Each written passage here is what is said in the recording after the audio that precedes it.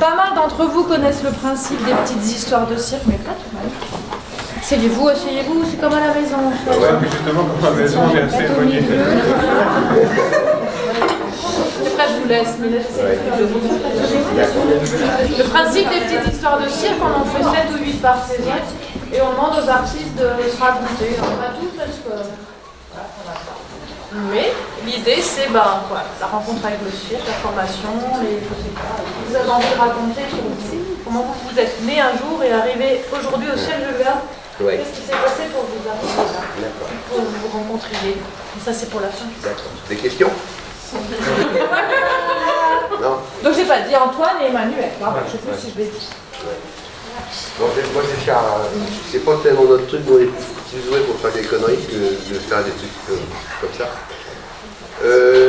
La compagnie, donc attention, on a la moitié, elle a 32 ans, donc il y a la moitié qui était perdue quand on a commencé. Et nous, par rapport à ce qui se passe un peu maintenant, où il y a plein d'écoles, de pré-écoles pour rentrer dans les grandes écoles, avec des bacs, machin, tout ça, à l'époque, ça n'existait, si ça commence à exister, mais c'était vraiment les prémices. Et on a commencé en faisant la manche dans la rue au chapeau. La date, c'était le 14 juillet 1987 à Avignon, où on était minables, on tremblait de peur et on ratait tout. Un peu comme maintenant aussi, mais on fait exprès. Enfin, c'était terrible, donc on s'est... Et en fait, donc l'année d'après, on a fait la manche tout l'été à Honfleur, on est pas loin de Honfleur. On a fait la manche tout l'été à Honfleur, et on s'est un peu... on a pris sur le tard, on est sur le terrain, à faire une petite forme de... Attendez, vous dégagez-vous. Ah non, non, non. Non, c'est interdit, là. C'est interdit. Je connais pas l'histoire. Et donc on s'est fait la main à Honfleur pendant un été, voire même 2 étés, je ne sais plus, au chapeau. Donc on s'est un peu blindé à apprendre à faire face à des gens qui conseillent, des gens hyper tout conseillent. Donc on s'est un peu rodé. Et à la suite de ça, on a monté un petit spectacle de rue qu'on a toujours d'ailleurs, qu'on fera peut-être plus maintenant, mais qu'on a joué pendant 30 ans, un duo de rue qu'on a vendu. C'était un spectacle un peu tout terrain, qui s'est joué pour la famille, les gamins, dehors, dedans, enfin, vraiment ce qui passe partout. Donc on a joué quelques milliers de fois. Jusqu'en Australie. Jusqu'en Australie, même en Australie, ils ont voulu. Donc on a un peu roulé notre bosse un peu partout. Donc je fais un résumé, voilà. Et puis après, en 98, on a fait l'acquisition d'un petit chapiteau. Non, mais non, il y a eu des passages avant. Ouais. Je vais... non, mais très vite, la rue, c'est assez limite, donc c'est bien qu'il y ait une certaine écoute. Donc en 93 ou 94, on a monté un spectacle. Voilà, c'est vrai. On a monté un spectacle en salle parce que, voilà, on était muets, là, justement, parce que la parole nous a jamais... On n'a jamais tellement aimé la parole jusqu'à une certaine période. Et donc, voilà, la salle permettait des choses qu'on ne pouvait pas faire dans la rue. Oh, merci. Et on aurait préféré attaquer, je crois. Voilà. Oui. Donc ensuite, voilà, effectivement. Donc on a acheté un chapiteau, on a commencé à faire des... Voilà, un peu c'était pour avoir un lieu de travail, pour pouvoir... on a vu, enfin, pour aller vite, on a vu... Il y avait une usine qui était inchauffable, un chapiteau dedans, c'était plus petit à chauffer. Et on a eu des idées de faire des soirées cabaret à Caen, en 96 ou 17, je ne sais plus. On a fait des soirées cabaret et ça a cartonné à mort. Donc on a invité des copains à venir jouer, des concerts et tout. On s'est dit, non, c'est con, on a un chapiteau, il faut faire un truc dessus.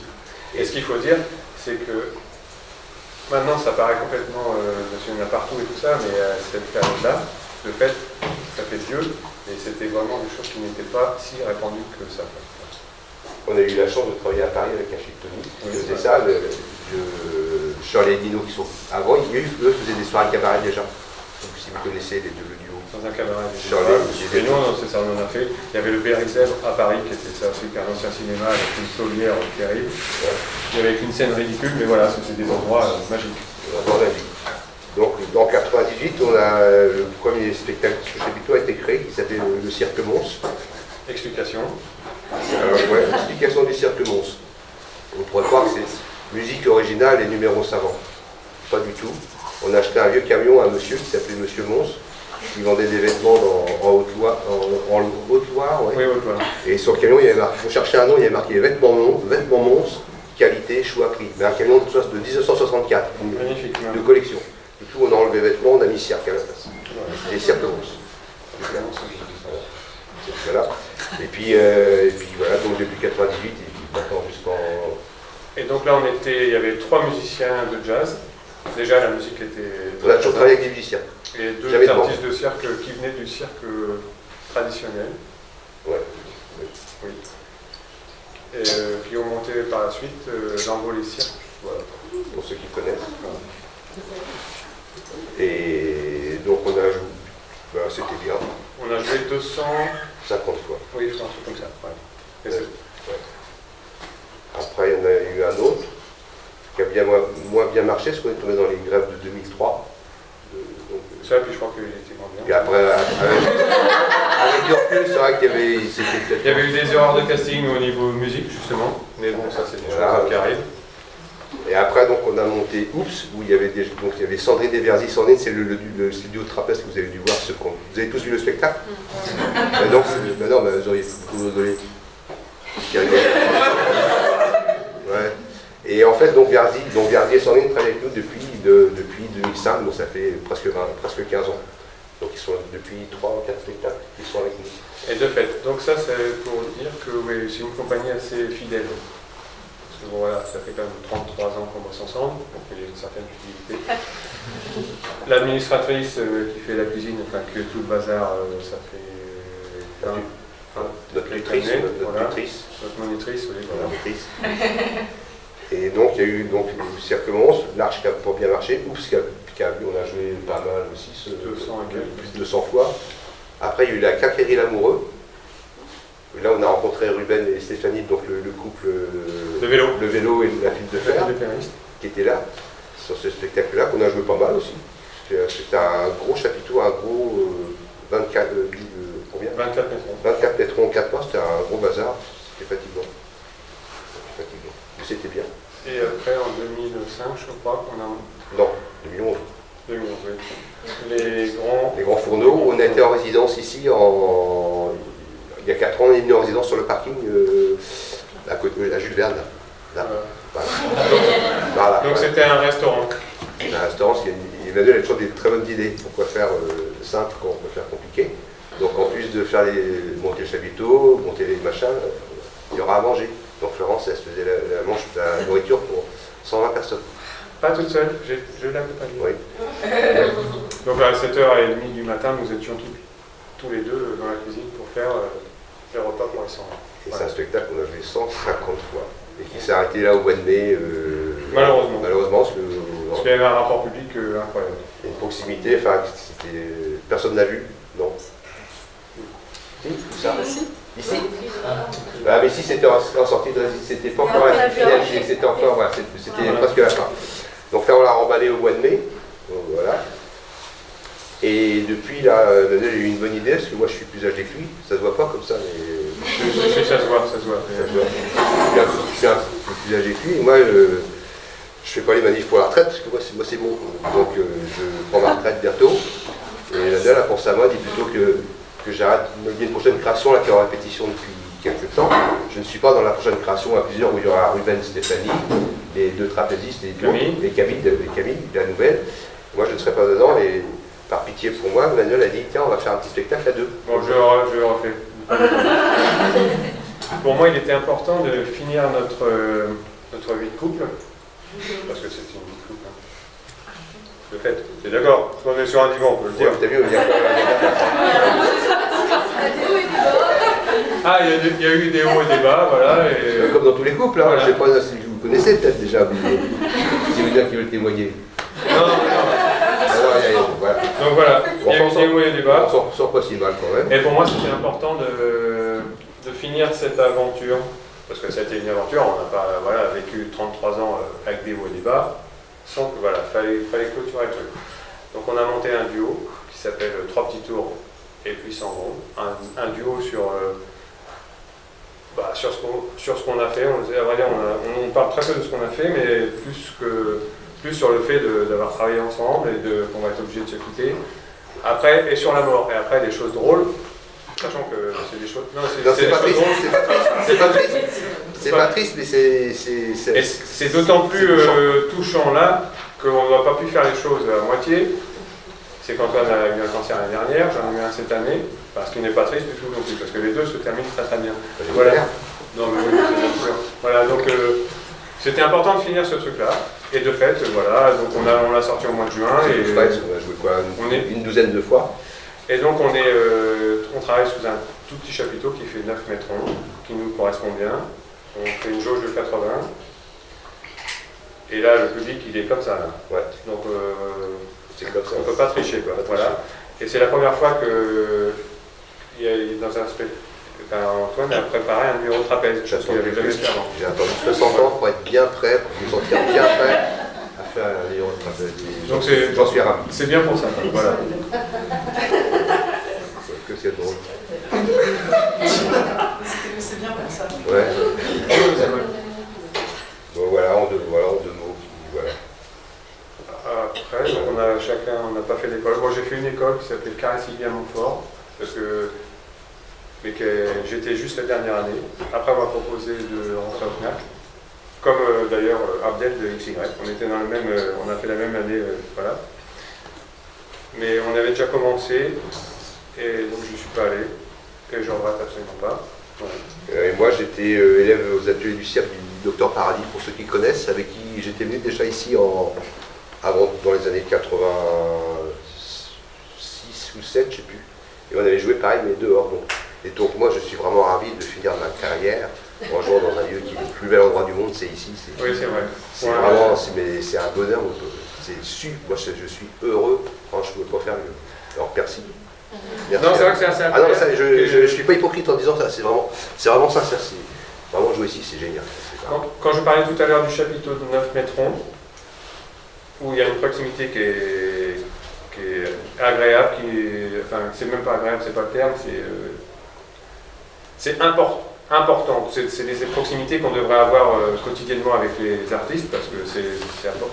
Là, on est vraiment dans le partage, surtout qu'on parle du partage et tout ça, mais il y a plein de salles où on n'est pas dans le partage.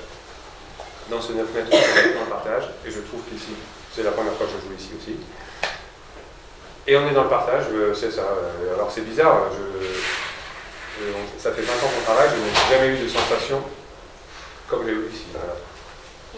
Parce que de fait, on est entouré, je sais pas.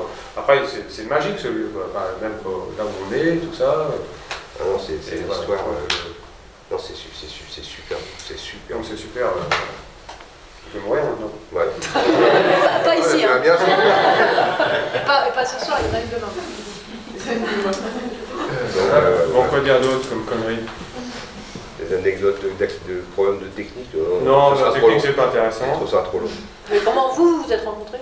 Moi, je connaissais son grand frère, j'étais scout avec son grand frère. Et lui, il était petit, il allait vachement plus loin, il me disait fais venir avec nous maintenant. Et moi, je travaillais Quand j'étais élève au cirque du Dr Paradis, qui était à Hérouville-Saint-Pierre, à côté de Caen. Et puis Emmanuel, il a appris à jongler en 2 heures, en gros. Une semaine après, il faisait la manche avec un copain. Voilà. Donc il y a des prédispositions, il y en a d'autres qui sont besogneux. Et lui, il fait partie du. Voilà. Et puis voilà, le Paradis, ça se terminait un petit peu, on s'entendait bien, on a bossé ensemble, voilà, comme ça. Oui, moi, c'est un coup de foudre. Non, c'est vrai, non, pas avec Antoine, non.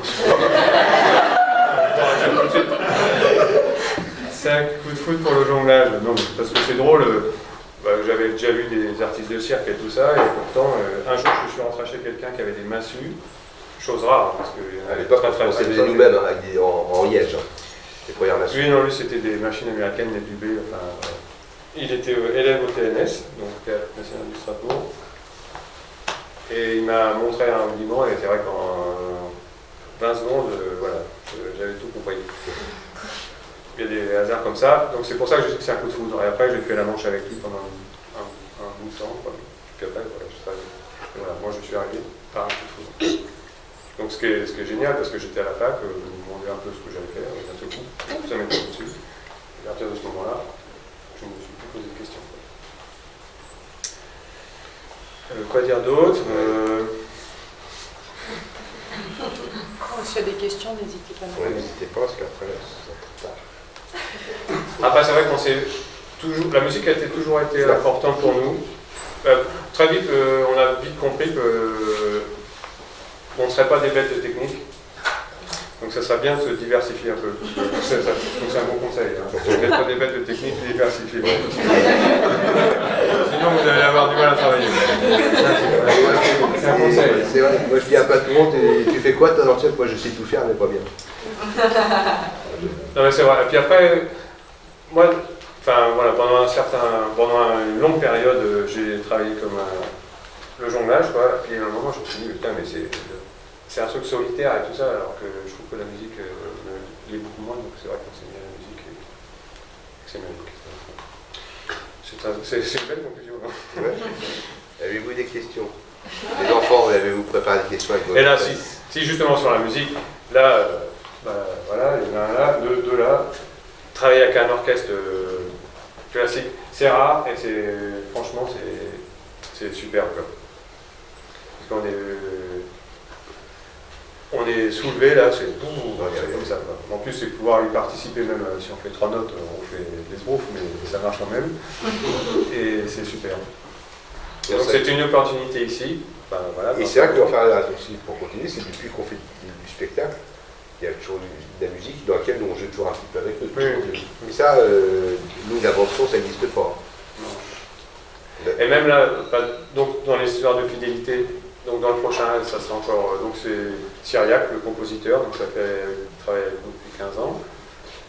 Et c'est vrai que lui compose en fonction du potentiel de chacun, et ça c'est super. Quoi. Il sait que l'autre il va jouer 3 notes, mais il va aider les 3 notes qu'il peut faire. Quoi. Et donc ça c'est super. Et donc Sandrine, qui fait un solo, et que même les musiciens classiques disent, vous allez pouvoir le dire, elle joue super. Quoi. Voilà. Ben Sandrine, elle a commencé, on lui a filé un vieux machin, puis on dit vas-y, tu vois, on fait comme ça. Bon, je pense qu'on n'a pas. Bah, si, ça se fait comme ça, après elle a fait les cours, et heureusement, parce que sinon, c'est ça. C'est vrai que la commencé de tuba chez nous. Maintenant, elle nous a doublé, elle est venue avec nous, et elle avait une partie sur le numéro de Diabolo de Benjamin, et une partie costaud, quand elle est assise sur la carane, elle a une partie qui est bien musclée, hein, et championne. Pour d'autres questions? La dernière question? Et une dernière question? Comment il s'appelle du coup le dernier que vous jouez tous les deux? 3 petits tours. 3 petits tours. Ah oui, 3 petits tours. C'est puissant, donc voilà. Ouais. Mais c'est pas pour les enfants. Ça dépend. Mais non, c'est pas pour les accompagnateurs. Parce qu'on traite des sujets, les enfants ils vont être traumatisés, et en fait on en a eu qui sont venus, mais ça s'est bien passé, mais il peut y avoir des parents choqués quand ils parlent des propos qu'on peut... C'est compliqué, ces histoires avec les enfants, le spectacle pour enfants. Nous, on fait des spectacles, on dit familiaux, mais je pense qu'il n'y a pas de spectacle ciblé. C'est pour ça qu'aussi ce titre, bon, il y a la musique qui n'existe pas, mais je pense que le spectacle pour enfants n'existe pas non plus. Là, je sais que bon, le programme musical, on l'a choisi avec Norbert, donc celui qui fait de la clarinette, voilà, il dirige l'ensemble. Et au début, je sais que même donc notre monitrice, elle dit oh là là, c'est triste, c'est pas de la musique appropriée, tout ça, ça peut être un peu compliqué, tout ça. Et là, on vient de faire 4 autres représentations avec les enfants. Ils battaient le rythme sur le premier morceau qui n'est pas forcément simple à l'écoute, et que ça marche bien. Donc, faut pas prendre les enfants plus pour les idiots, hein, c'est vrai. Non et qu'ils comprennent ce qu'ils ont envie, ce qu'ils peuvent, mais de toute façon, c'est pas gênant. C'est pour ça qu'on dit spectacle familiaux ou. Non, c'est le spectacle pour enfants. Oui, c'est ça. Là, de fait, on se tâte parce qu'il y a des gens qui veulent nous embaucher pour 3 petits tours pour des enfants. On ne sait pas trop parce que de fait, on parle de la mort et tout ça. À la fois, la mort, les enfants, ils sont confrontés tout autant. Et voilà, il n'y a rien, il n'y a pas de truc tabou, quoi. Mais voilà, c'est plus les adultes qui doivent mettre ces barrières. Il n'y a pas de raison, quoi. C'est-à-dire que c'est pas destiné aux scolaires en fait, c'est du tout public. Oui, mais c'est ça, mais voilà, donc là on a un peu peur de faire l'anecdote du Père Noël. Oui, je vais faire l'exemple, mais parce que l'anecdote du Père Noël, c'est parce que je raconte une histoire vraie. Il y a le boxeur John Foreman, c'est dans sa biographie. Quand il était petit, un jour, le soir de Noël, son père, il a pris un pistolet, il est sorti. il a tiré un coup en l'air, et il est rentré, et il a dit à ses enfants, voilà, vous n'avez pas de chance, ce soir le Père Noël vient de se suicider. Ouais, c'est ça que c'est un peu trash, donc ouais. Mais bon, c'est marrant. Il n'y a rien de choquant, quoi. Ah si, là j'ai dit, je vois bien ça.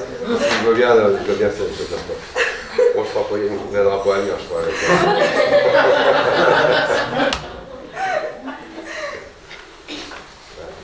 Une dernière question? Non.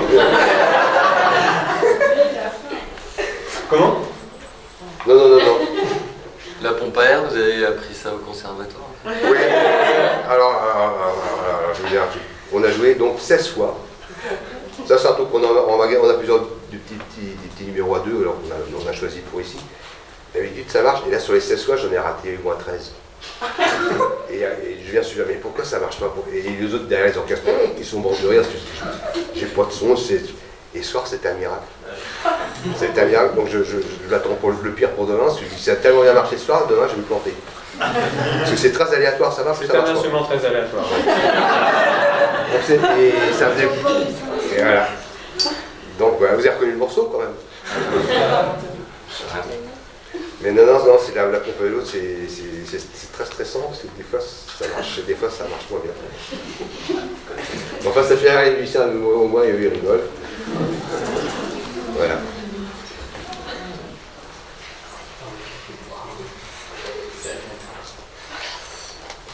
Ouais.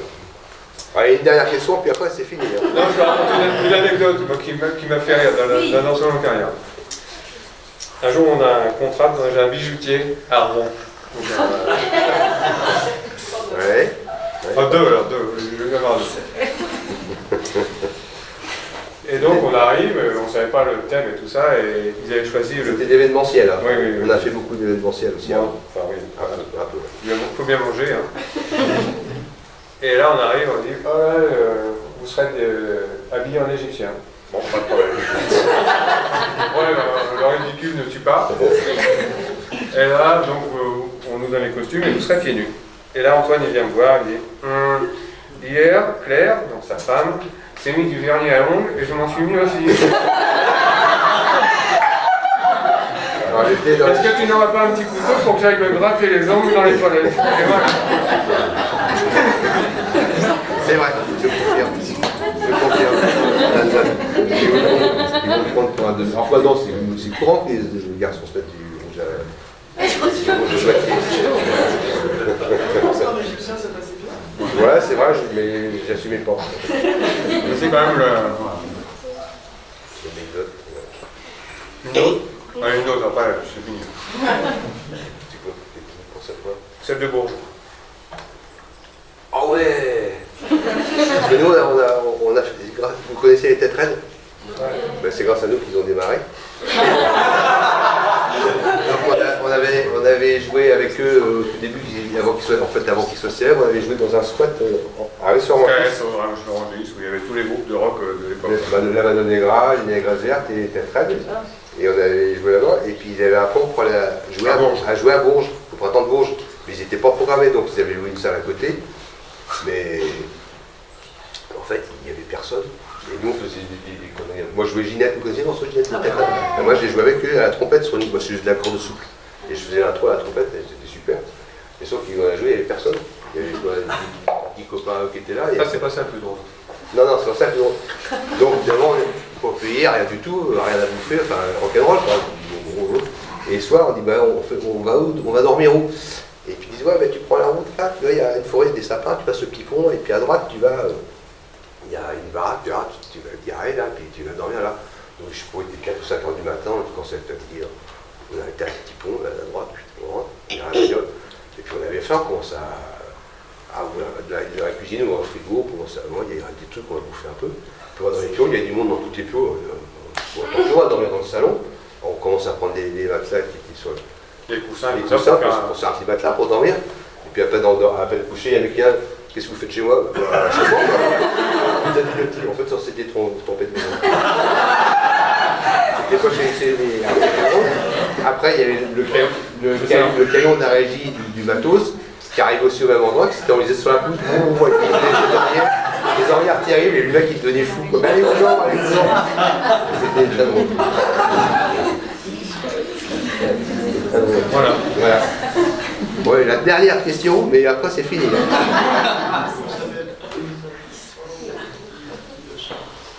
Non, c'est bon? Vous avez de la matière pour faire... Bon. Merci.